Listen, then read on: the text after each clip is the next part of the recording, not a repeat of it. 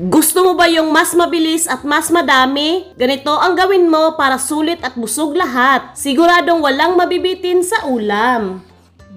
Dalawang chicken breast, nahugasan ko na to. Since wala naman akong food processor, hiwain natin to ng mano-mano. Ayan o, nahiwa ko na lahat. Lipat natin to sa bowl.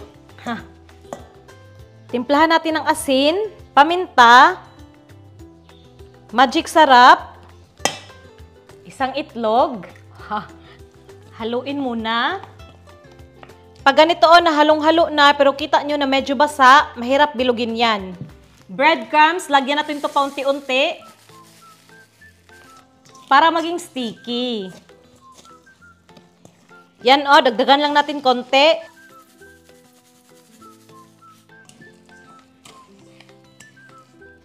Yan o, sobrang sticky na, okay na to. Sliced ham na luto na. Cheese, kahit anong cheese na gusto mo, okay lang. Hiwain ko lang tong ham sa maliliit. Ganito o, okay na. At ayan, naghiwa rin ako ng cheese. Malinis tong kamay ko ha, kamayin ko na lang. Kuha tayo ng mga isang kutsara. Tapos sa gitna, maglagay tayo ng cheese. Tapos ham, 3 yung nilagay kong ham. At i-cover natin ng maayos. Mas madali pag medyo basa yung kamay, oh.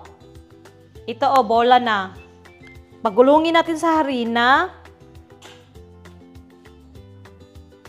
Ito, oh. Tapos ibalot sa itlog. Yan. Panghuli ang breadcrumbs. Balot ng mabuti. Charot. Ito, balot na. Lipat natin sa tray. Hihi.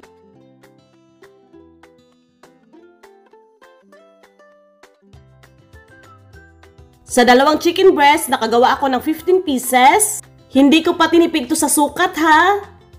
Itabi muna kasi magpapainit na tayo ng kawali. Mantika. I-check natin kung okay na ba yung mantika. Oh, mainit na. Lunod natin to isa-isa.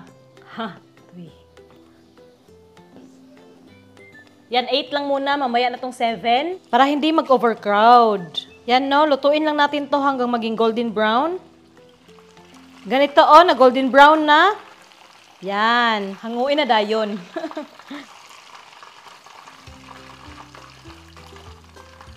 At yung natira na 7 pieces.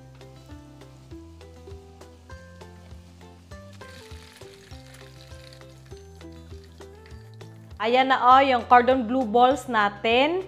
Wow. Wow. Sarap, guys. Subukan nyo rin to, oh. Wow.